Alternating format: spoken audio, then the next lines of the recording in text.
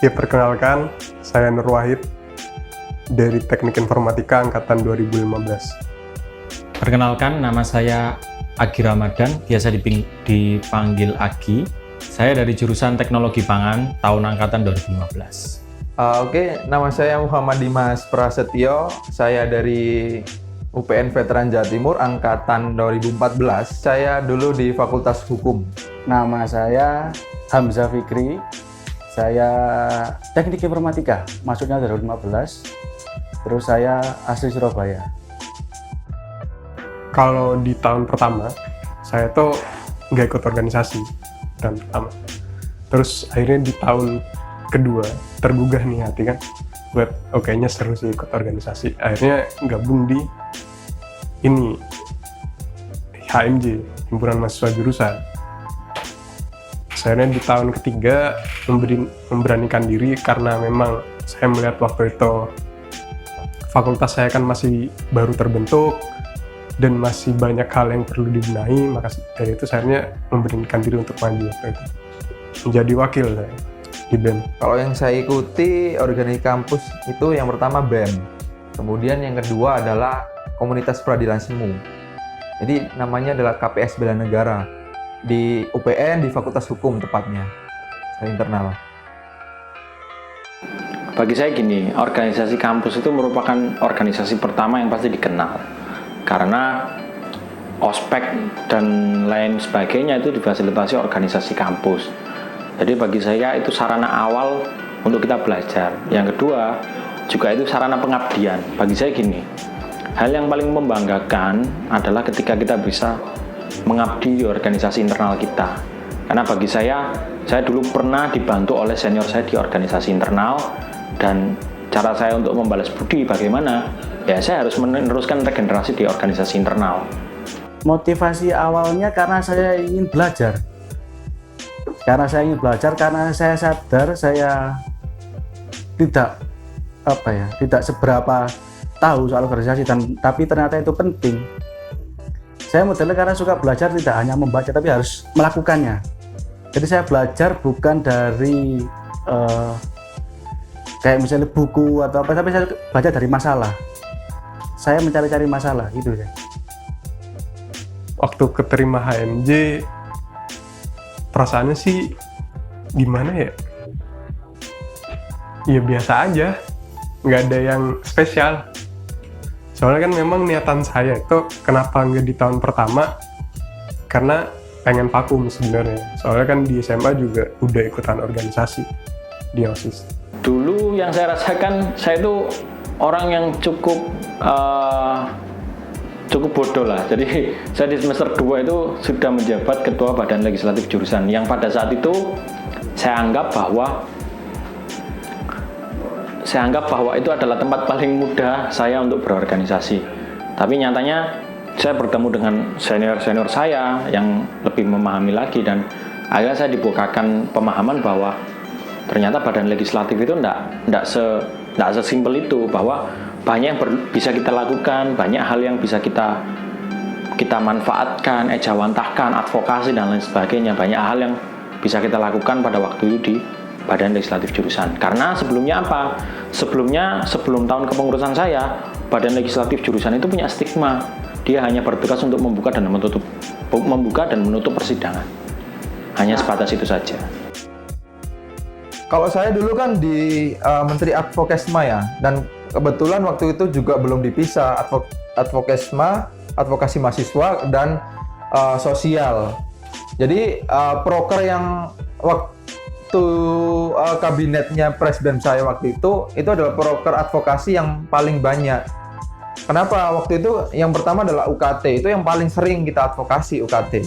Kemudian terkait dengan jadwal perkuliahan, yang dalam khususnya adalah jadwal kuliah ini kadang ada jadwalnya tapi dosennya ini mana, ada yang kosong. Nah, kemudian yang paling sering adalah untuk konsistensi dalam bimbingan skripsi. Apalagi waktu itu adalah bimbingan skripsi itu kadang tidak konsisten ya. Ada yang memang harus saklek 1,5 bulan baru bisa melangkah ke skripsi. kemudian atau sidang maksud saya. Kemudian ada yang 1 bulan, kemudian bisa sidang. Nanti tidak ada konsistensi. Bagaimana kalau teman-teman yang memang ingin lebih cepat, tapi karena terhalang dengan waktu bimbingan, akhirnya mereka tidak bisa langsung sidang. Nah, saya mendorong di situ untuk bagaimana membuat suatu SOP yang jelas. Kalau memang 1,5 bulan, ya buat 1,5 bulan lah. Kalau memang 1 bulan, ya 1 bulan. Agar teman-teman mahasiswa yang ingin sidang, itu mereka punya planning. Oh, 1 bulan, berarti saya harus mempersiapkan waktu saya lulus harus berapa. Advokasi dan sosial itu banyak sebenarnya kalau kegiatan saya itu, kegiatan sosial. Sering itu dulu adalah ada yang menjadi karakter dari Fakultas Hukum terutama BEM adalah untuk pengmas atau pengabdian masyarakat.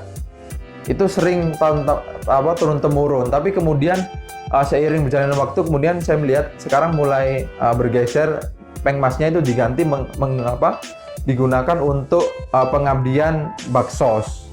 Yang saya lakukan ya waktu itu kan ini sebagai legislatif itu saya menyampaikan aspirasi dari teman-teman mahasiswa itu ke Mas Wahid misalnya gitu kan. Mas Wahid kan posisi waktu itu kan di eksekutif gitu. Saya waktu itu sering bentrok dengan Mas Wahid waktu itu ya. Kalau menarik sih apa ya? Tapi yang paling menarik sebenarnya ketika kita punya kedekatan satu sama lain ya. Maksudnya kita punya kedekatan dengan seseorang di situ, dan kemudian yang menjadi menarik adalah kita lebih aktif. Ini yang awalnya adalah kita menjadi mahasiswa tanpa ada kedekatan seseorang di situ, yang ada kutip adalah orang yang spesial. Kita menjadi atau mungkin sebagai badan organisasi di situ yang datang kemudian tidak tahu harus bagaimana, hanya mengikuti kegiatan proker saja. Tapi kalau misalkan kita punya itu, kita seolah-olah ingin menunjukkan diri kita bahwa oh, saya di sini punya kemampuan loh dalam organisasi, saya punya power loh di sini. Jadi kita intinya seperti kayak menunjukkan bakat kita loh kepada seseorang itu. Jadi itu kalau menurut pengalaman saya menarik itu saya mengalami sendiri memang. Kalau menarik ini saya bingung ya. Berarti bukan push kan ya? Kan mendorong kalau push. Jadi ya kan pull ya, jadi pull ya, menarik ya. Jadi kalau yang menarik menurut saya ini apa ya? Semua menarik sih menurut saya. Karena itu tadi saya merasa ini hal baru. Jadi saya tertarik gitu loh. Jadi salah satunya yaitu tadi saya bertemu dengan idola saya bertemu dengan tokoh panutan saya, itu di situ biarkan saya situ. Bolos kuliah gara-gara organisasi? Nggak pernah. Berarti ngaku. Kalau bolos kuliah gara-gara organisasi nggak pernah. Tapi kalau gara-gara malas, sering. Banyak kesempatan-kesempatan yang diberikan organisasi pada waktu itu, dan konsekuensinya pada waktu itu saya harus bolos. Sebenarnya bukan bolos sih, saya izin. Jadi saya bikin surat izin organisasi dan lain sebagainya, dan saya waktu itu diizinkan. Kalau saya pribadi itu melihat kemampuan saya. Kemampuan saya adalah punya jam malam itu saya kuat begadang gitu. Jadi saya memanfaatkan itu. Jadi tidak hanya memanfaatkan saya kuat begadang untuk bermain game atau ngobrol dan ngopi, enggak. Tapi saya meluangkan waktu di situ ketika ada tugas saya kerjakan malam. Jadi kegiatan kampus atau kegiatan organisasi di pagi hari atau di siang hari saya kerjakan. Karena memang kegiatan itu harus dikerjakan di hari itu. Tapi kalau paling kegiatan kampus kan seringkali tugas-tugas itu dikumpulkan besok atau 2 minggu lagi atau minggu depan. Nah itu saya bisa memanage waktunya malam hari untuk mengerjakan. Tapi bagaimana kalau misalkan dalam kegiatan itu bertabrakan dengan kegiatan Ormawa, ya saya izin di situ. Saya pasti izin untuk mengantar, tapi dengan alasan bahwa saya akan mengganti dengan tugas biasanya. Kalau memang itu ada tugas, kalau memang tidak dipersilakan, dengan dosennya, saya akan mencoba untuk melobi teman-teman untuk datang terlambat. Kalau melihat dengan kepentingan saya di situ, apakah penting di organisasi kegiatan atau tidak. Kalau memang tidak begitu penting, saya akan datang terlambat. Tapi intinya saya datang di situ.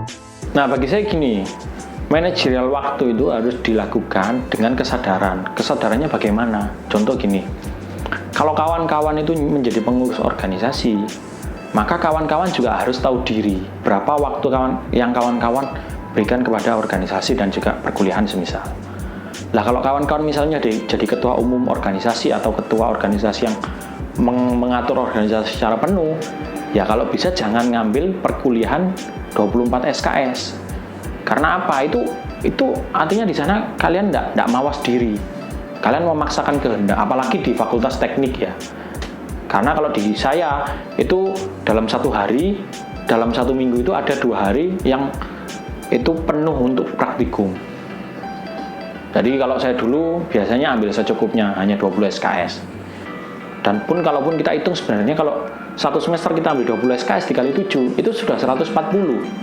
Berarti kan semester 8 kita sudah bisa ambil skripsi. Itu kan nyatanya seperti itu. Tapi ya nyatanya nggak banyak teman-teman saya itu yang ya nggak ikut organisasi, ya nggak ngapa-ngapain, nggak punya kesibukan, tapi ya nggak lulus-lulus. Ya jadi anggapan bahwa ikut organisasi itu kuliahnya telat itu saya rasa itu hanya sentimen aja. Nyatanya juga nggak sedikit kok yang ikut organisasi lulus tepat waktu, dan ya nggak sedikit juga, bahkan sangat banyak orang yang nggak ikut organisasi tapi yang nggak lulus-lulus. Jadi kembali ke kesadaran diri dan kemampuan diri kita mengukur waktu kita itu bagaimana. Kuliah, kalau saya nggak kuliah saya nggak tahu organisasi. Wah, pilihan yang sulit. Sebenarnya kalau suruh milih, saya nggak mau milih. Kenapa? Karena dua-duanya itu adalah penting menurut saya. Kuliah yang pertama, kalau prioritas pasti kuliah. Kalau itu sih, kalau menurut saya sebenarnya banyak hal. Apalagi ketika kita berbicara benefit dalam organisasi, itu pasti banyak hal yang didapat. Meskipun kadang teman-teman merasa bahwasanya ketika teman-teman mengikuti organisasi, teman-teman tidak mendapatkan apa-apa. Sebenarnya banyak hal, otomatis minimal dari segi pemikiran. Dari segi pemikiran akhirnya teman-teman bisa lebih terbuka. Terus dari segi wawasan juga, mendapatkan wawasan yang lebih ketika teman-teman terjun dalam organisasi. Terus yang ketiga, berbicara akses informasi. Otomatis teman-teman yang ada dalam suatu organisasi itu bakal mendapatkan akses informasi yang lebih cepat daripada teman-teman yang tidak bergabung dalam organisasi. Saya sangat meningkat. Dulu saya orang yang sangat kuper, bahkan saya nggak tahu. Saya orang yang nggak hobi baca buku, saya orang yang nggak hobi ketemu orang, saya bahkan orang yang dianggap bahwa saya itu nggak bisa berbicara empat mata. Tapi ketika saya ikut organisasi, saya merasakan manfaat itu. Jadi mengikuti organisasi itu nggak bisa manfaatnya itu nggak bisa kita rasakan secara langsung. Tapi itu investasi manusia, human investment. Jadi ketika kita mengikuti organisasi tanpa kita sadari, kita di sana melatih bertanggung jawab, melatih diri kita, melatih bagaimana mengerjakan sesuatu. Pada akhirnya gini, saya memahami bahwa mengikuti organisasi itu bukan merupakan kewajiban, tapi kebutuhan. Dimanapun kalian harus butuh berorganisasi. Karena apa ya, sehebat negara kita juga di atasnya organisasi. Persatuan Bangsa-Bangsa organisasi. Negara kita dibentuk oleh organisasi. Panitia 9 kan organisasi. Jadi bagi saya, kalau ada orang yang berstatement saya tidak suka organisasi, ya berarti dia nggak suka hidup kayaknya. Oke, pesan untuk pengembang. Seperti apa yang saya sampaikan di awal tadi, bahwasanya organisasi ini ibarat suatu kawah candar di muka, di mana teman-teman akan ditempuh untuk menjadi insan ya, saya nyebutnya, menjadi insan yang kamil, ataupun manusia yang sempurna begitu. Pesannya, kalau pesannya saya rasa gini, sebagai kawan-kawan yang masuk dalam lingkup organisasi, saya pikir teman-teman tidak hanya memanfaatkan waktunya untuk kuliah, tapi harus ikut juga dalam organisasi, tapi jangan juga terlalu meluangkan waktunya terlalu besar kepada organisasi, tapi buatlah secara proporsional, seimbang. Cara paling mudah kalian untuk belajar berorganisasi awal adalah di himpunan mahasiswa. Itu gerbang awal. Tapi kalau kalian hanya berkutik pada himpunan mahasiswa, kalian nggak akan berkembang. Karena apa? Dia hanya berada di sektor jurusan. Kalaupun kalian peningkatan, kalian harus ikut organisasi mahasiswa ekstra, fakultas, universitas. Semua kalian harus ikuti. Karena apa? Karena kalau di jurusan itu hanya menjadi pengabdian kita. Itu menjadi pengabdian kita bahwa ini adalah yang kita balas kepada senior kita sebelumnya yang pernah bantu kita. Saya lanjutkan di organisasi mahasiswa. Kalau di organisasi mahasiswa fakultas, itu untuk membuktikan bahwa organisasi mahasiswa itu bisa mencetak kader-kader himpunan yang baik, sehingga dia bisa diamanin di fakultas universitas. Tapi kalau di himpunan mahasiswa ekstra, itu malah tingkatannya lebih tinggi lagi. Kalau kawan-kawan pengen mengerti bagaimana dunia ke depan, bagaimana organisasi berjalan sebagaimana mestinya, dan bagaimana rasanya dinamika antar universitas, antar kota, antar nasional, ya itu di organisasi mahasiswa ekstra. Ya, kalau kamu merasa kurang, ikut organisasi aja. Itu aja.